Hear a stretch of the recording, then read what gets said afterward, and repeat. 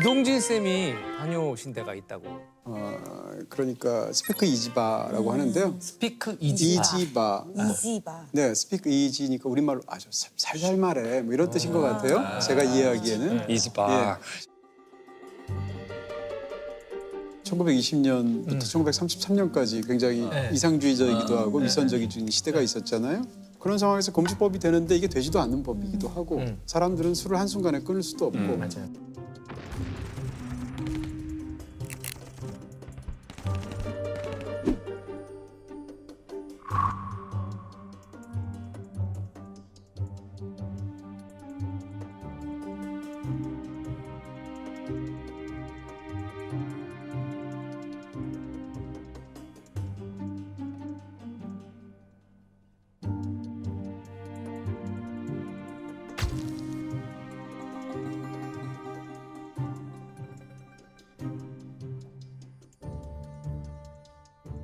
이러다 보니까 특히 이제 뉴욕 지역이나 뭐 시카고나 이런 쪽에서 몰래 술을 팔죠.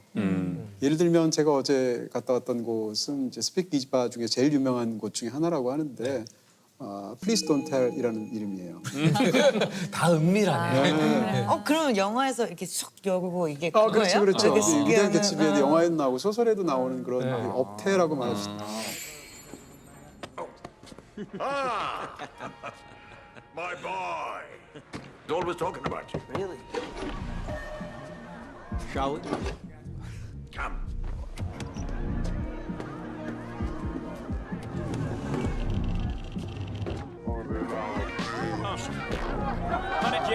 $100 bill, real. Benjamin Franklin's field, folded just for the thrill. Go numb until I can't feel.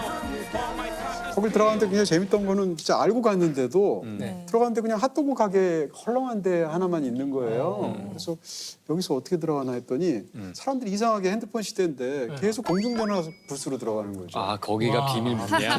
너무 재밌다.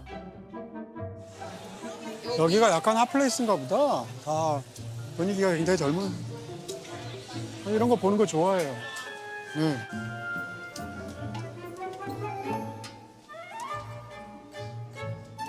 네.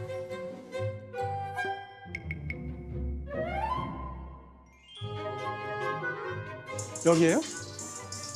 여기 아니에요?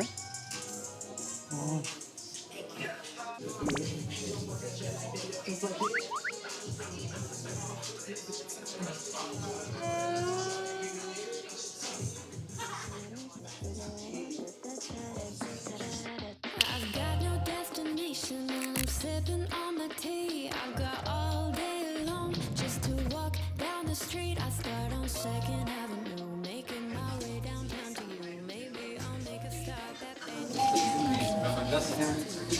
하이.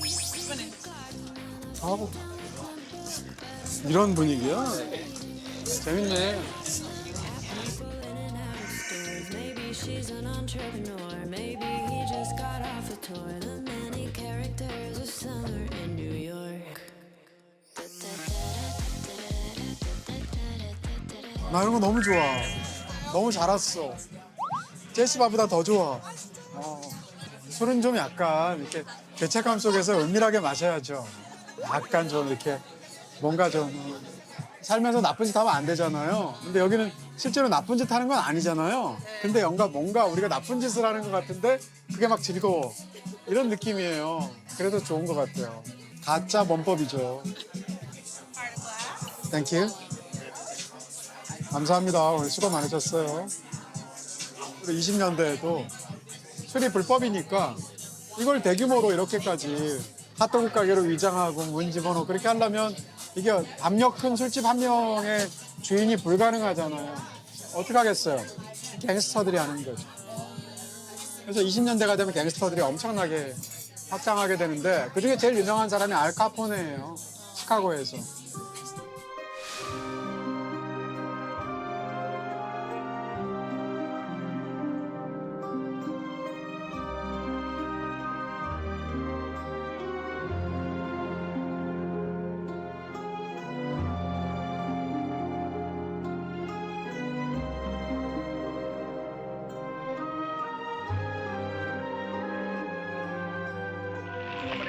did you say you wanted?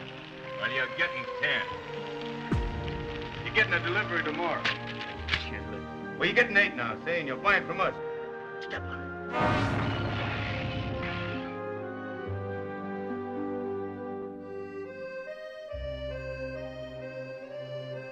뭐든지 금지하면 그걸 다루는 사람들이 돈을 엄청 벌게 되잖아요. 그러니까 이런 걸 통해서 돈을 많이 버는 사람이 있는데 그렇게 추측되는 사람 중에 유명한 사람이 가상인물이지만 바로 개츠비. 위대한 개츠비라고 네. 하는 유명한 네. 소설이 있잖아요. 네.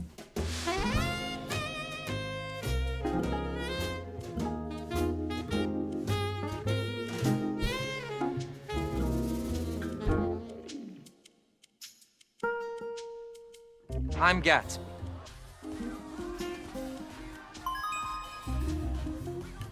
소설 내용을 의외로 모르시는 분들이 많은데 아주 간단하게 얘기하면 자기가 이제 데이지라는 여자를 너무 좋아하는데 이 데이지라는 여성은 굉장히 매력적인 여성이지만 아주 속물인 사람으로 설정이 되어 있죠. 그러니까 그녀의 마음을 얻기 위해서 본인이 돈을 벌어오는 거예요. 근데 벌어오는 과정이 아마도 추측컨대 뭐 이런 금주법과 관련돼 있거나 아니면 불법적인 방식을 통해서. 그래서 이제 그녀의 마음을 어떻게 생각하면 돈으로 살려고 하고 네. 그녀 입장에서는 과거에 그런 별로 보았던 남자가 돈을 엄청 벌어오니까 또 이제 좋아 잘 보이는 하려고 하다가 뭔가 이제 비극적인 사건이 생기는 네. 이런 거거든요. 개츠비를 사상적으로 본다면 뭐 일종의 낭만적인 물질주의자 뭐 이렇게 말할 수 있을 것 같거든요. 문학을 좋아하는 사람 입장에서 그 책을 보면 이제 느끼는 것은 뭔가 하면 이 사람이 왜 위대한가라고 했을 때 별로 중요하지 않은 것으로 드러나는 가치에도 불구하고 자기 인생을 거는 사람 얘기거든요. 이 가치는 말하자면 데이지인데요. 그 데이지는 사실은 자기 온 뭐 돈이나 무슨 영혼이나 모든 걸 바쳐서 이렇게 할 만한 가치가 없는 여성으로 이 책 속에서는 그려져요. 근데 이 남자는 일생일대에 거기에 사랑을 바치는 얘기거든요. 그러니까 이것이 어떻게 생각하면 굉장히 허망한 얘기일 수도 있고 뒤집어서 얘기하면 약간 무슨 시지프스의 신앙인 것처럼 그런 무의미한 삶을 견디는 어떤 사람의 숭고함일 수도 있죠. 그렇게 본다면 위대한 개츠비라는 얘기가 굉장히 양면적인 측면이 있지 않나 이런 생각을 하게 되죠.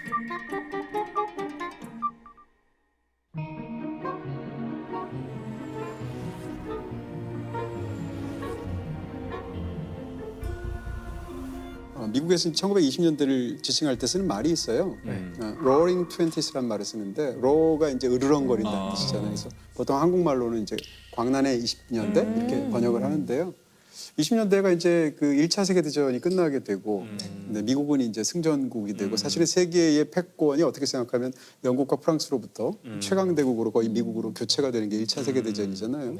그래서 미국이 20년대에 뭐 대중문화라는 것이 본격적으로 발흥하게 되고 이제 좀 돈이 있는 중산층들이 차를 사게 되고 이런 시대가 되고 뭐 베이비 루스 같은 프로야구 스타가 나온다거나 로이 암스트롱 같은 사람도 이제 그때 사람이고 이런 이제 시대가 되는 건데 엠파이어 스테이트 빌딩도 있죠. 그렇죠. 그게 상징하는 바가 되게 커요. 그러니까 뉴욕이라는 도시는 한마디로 말하면은 전에도 말했지만 철근 콘크리트와 엘리베이터가 만든 도시잖아요. 근데 그게 가능한 건 강철이라는 재료가 나왔기 때문인 거예요. 여기서 잠깐 우리 그 얘기 잠깐 하고 가면 좋을 것 같은데 그 육지에서 자라나는 동물 중에 제일 큰 건 코끼리예요. 네. 몸의 길이가 2배가 늘어나잖아요. 부피는 몇 배 늘어납니까? 8배 나죠. 그쵸. 근데 뼈의 단면적은 몇 배 늘어나요? 4배. 그쵸. 그러니까 아니 어제 뭐 말을 맞췄어요? 너무 간단한 얘기죠. 물리학자한테 이런 걸 물으면 모욕이죠, 모욕. 1 더하기 1은 뭐예요? 이런 질문인데. 되게 모범생처럼 계속 답변해 주시고. 그래서 이 무슨 얘기냐면은 네. 몸집은 8배인데 뼈의 단면은 4배가 늘어나잖아요. 뼈가 안 부러지려면은 밀도가 늘어나야 되는 거예요. 그래서 동물의 몸집이 커질수록 뼈가 단단해진단 말이에요. 네. 점점 빌딩이 커질 때 코끼리처럼 몸집이 커지는데 그게 안 부러지려면은 재료의 강도가 세져야 돼요. 근데 수천 년 동안 인류가 구할 수 있었던 최고의 강도는 뭐냐? 돌이었잖아요. 네. 그래서 돌을 통해서 피라미드도 짓고 성당도 만들고 했어요. 근데 그게 강철로 딱 바뀌면은 스케일이 확 달라지는 거예요. 그래서 강철이 대량 생산이 가능했기 때문에 갑자기 코끼리만한 몸집의 고층 건물이 나올 수 있는 거예요. 그 엠파이어 스테이트 빌딩이 지어질 때 강철 H형강을 피츠버그에서 만들어요. 근데 피츠버그에서 만들어서 철도를 연결해가지고 맨하탄까지 와서 이걸 세우는 거예요. 근데 그게 하루 만에 왔대요. 피츠버그 제철소에서 만들어진 그 뜨거운 H 형광이 와서 설치가 될 때는 아직까지도 따뜻할 정도였다. 그러니까 그 정도로 이 미국이라는 나라가 물류가 완전히 안착이 됐다는 얘기인 거예요. 철강 산업과 물류 산업과 건설 산업이라는 세 개의 산업의 시스템이 이제 한 박자로 돌아가기 시작을 했다는 거죠.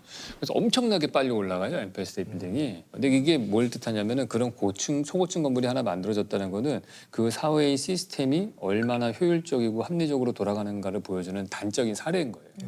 인간이 하는 것 중에 사실 가장 많은 돈이 들어가는 일 중에 하나가 건축이거든요. 그래서 그 건축물 하나를 분해를 해서 보면은 그 모든 사회 현상과 이런 뭐 경제적인 것들, 정치적인 것들 뭐 이런 것들이 다 스펙트럼들이 이렇게 분석돼서 보이거든요. 그래서 우리가 여행 가면 건축물을 봐야 된다. 그래서 건축물을 봐도 경제 공황이 언제 올지를 예측하는 것도 있잖아요. 초고층 건물이 완성되면은 항상 경제 공황이 와요. 왜요?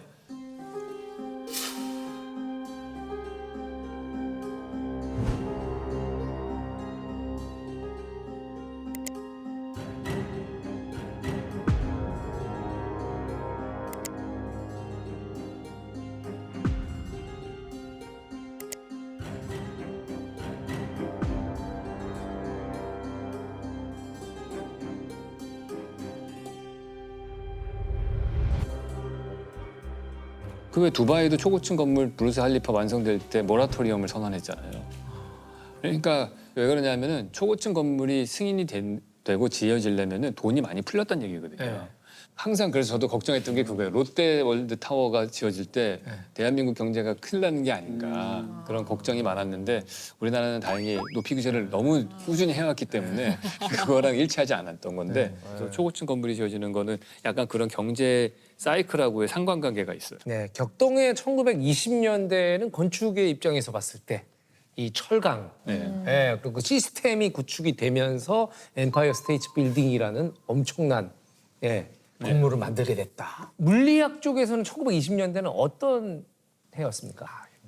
사실 1920년대 지금 말씀하신 건 이제 미국을 주로 말씀하신 거잖아요. 미국과 유럽은 분위기가 사뭇 달랐어요. 미국은 오히려 1차 세계전 때문에 큰 그 이득을 본 나라거든요. 그러니까 전쟁에 참전하긴 했지만 사람들을 파병을 했지 이 국토는 전혀 공격당하지 않았고 오히려 그 전쟁에 필요한 물자들을 공급하는 바람에 호황이 와서 그 1920년대 미국의 호황은 전쟁에 의한 호황이었어요. 그런데 그에 비해서 유럽은 그 엄청난 시간 동안 진짜 몇천 명을 참호해서 기관총을 쏴서 죽이는 전쟁을 벌인 거잖아요.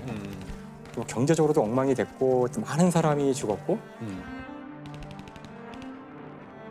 전쟁터에 끌려간 당시 뭐 18세, 19세, 20세 젊은 청년들이 가서 엄청나게 죽었거든요. 그러니까 어떤 대학 같은 경우 자기 학과에 선배가 없는 거야.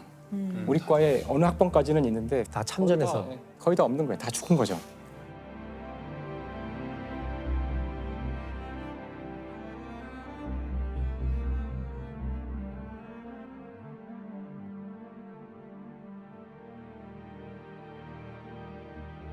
그러니까 무슨 뜻이냐면은 그 당시 사람들이 느꼈던 어떤 전쟁의 참혹함, 이 문명에 대한 뭔가 환멸 그런 것들이 당시 새로운 사상들을 만들어내요. 그러니까 이제 인간의 이성이 옳고 합리적으로 인간을 생각하고 이런 거에 대한 의심이 생긴 거죠. 그래서 이제 그 초현실주의 같은 그러니까 그 이성을 배제한 뜻도 의미도 없는 그런 그림, 꿈을 그린다는 말이 나올 정도로. 그런 사조가 나오기도 하고 아예 미술을 배격하는 운동도 시작되고 그런 변혁을 겪게 되는데 그 비슷한 일이 이제 물리학에서도 벌어져요. 그러니까 물리학에서는 전쟁이 시작되기 전 원자라는 것의 정체를 처음으로 조금씩 알아가던 시기였어요. 우리가 알고 있던 기존의 물리학으로는 도저히 설명할 수 없는 말도 안 되는 그런 제안들과 이론들이 나오고 있는 와중에 전쟁이 시작돼요. 그래서 이제 전쟁이 끝났는데 이제 다시 그 연구를 이어서 해야 되잖아요. 그런데 이제는 그 새로운 연구를 하게 될 그 20대의 젊은이들은 이 세상에 대해서 사뭇 다른 뷰를 갖고 있는 거죠. 염세적으로. 그렇죠. 기성세대에 대한 일단 기본적으로 환멸. 이 기성세대가 한 게 뭐겠어? 기성세대는 전쟁이나 일으켜서 우리 선배들 어디 갔어? 다 참호에서 죽었잖아요. 그러니까 이들이 역사상 최초로 뉴턴 역학이 틀린 게 아닐까? 이런 생각들을 할 수 있었다고 저는 생각해요. 그래서 그 영화에 나왔던 하이젠베르크.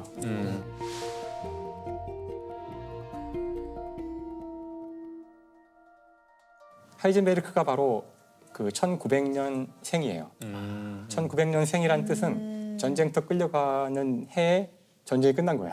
그러니까 살아남은 사람이죠. 그래서 이 세대가 좀 특별한데 그래서 결국은 하이젠베르크 세대가 물리학을 뒤집어요. 그게 결국 양자역학이거든요. 양자역학의 혁명이 1925년에 일어나고 이 혁명을 일으킨 사람들은 20대예요. 아니 20년대가 물리학에서 진짜 중요한 시기네요. 전 그래서 이 시기가 너무나 중요하기 때문에 전 1920년대를 다 알고 싶어요. 무슨 말이냐면 1920년대로 내가 좀 가서 이렇게 보고 싶어. 거기 사람들이 무슨 말을 어떤 건지 알겠어요. 무슨 말을 하고. 그러니까 지금 미술에서는 초현실주의 혁명이 일어났잖아요. 물리학자들이 그 그림을 보면서 그래 우리도 좀 라디칼한 생각을 해볼까 이랬는지 아니면 그 이제 브뤼셀에서 바로 그 보어랑 이런 사람들이 모여서 양자역학의 가장 어려운 문제를 토론하고 있었거든요. 바로 그 공원에서 얼마 안 떨어진 곳에서는 르네 마그리트의 초현실주의 첫 번째 전시회가 열리고 있었어요.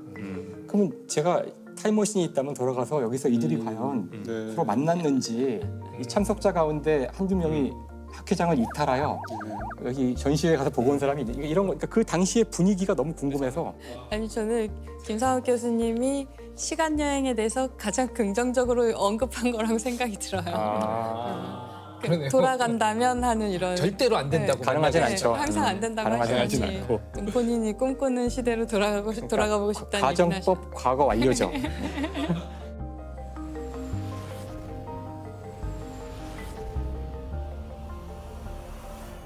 사실 1920년대는 영화 역사상 가장 중요한 변화가 있었던 시대이기도 해요. 영화 역사상에 여러 가지 어떤 점프의 순간들이 있어요. 뭐 예를 들면 흑백에서 컬러가 된다든지 수많은 아날로그에서 디지털이 된다든가 가장 큰 변화는 1927년도에 있었거든요. 바로 무성 영화에서 발성 영화로 넘어가게 됩니다.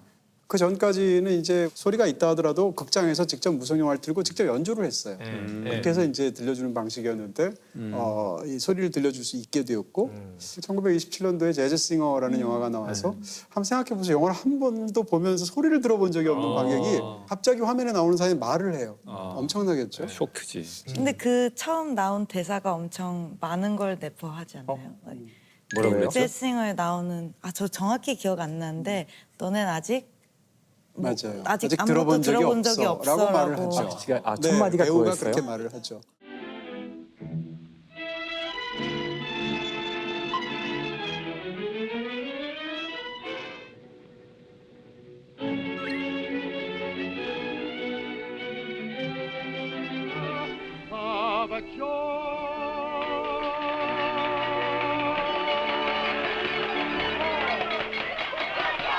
Wait a minute.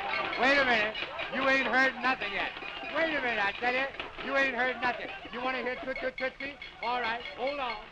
이 사실은 사실 영화에서 엄청나는 많은 것들을 바꾸게 되는데 그랬을 때 생겨나는 수많은 여러 가지 인기 있는 장르들이죠. 대표적으로 갱스터, 총소리가 들리니까. 두 번째 뮤지컬, 노래를 할 수 있잖아요. 또 한 가지는 로맨틱 코미디입니다. 그때는 이제 로맨틱 코미디라는 말을 안 쓰고 스크루볼 코미디라는 건데 스크루볼이 이제 속사포라는 뜻인데요. 그러니까 남녀가 나와서 서로가 이제 티격태격하면서 말로 막 장난을 치는데 이전에는 무성영화 시대는 자막으로 말을 처리하기 때문에 스크루볼이 불가능하죠. 그런데 이제는 말을 쏟을 수 있기 때문에 굉장히 유행하게 되고 이게 이제 오늘날 로맨틱 코미디가 되는 거거든요. 이렇게 본다면 20년대가 사실은 영화의 역사에서도 굉장히 중요하고.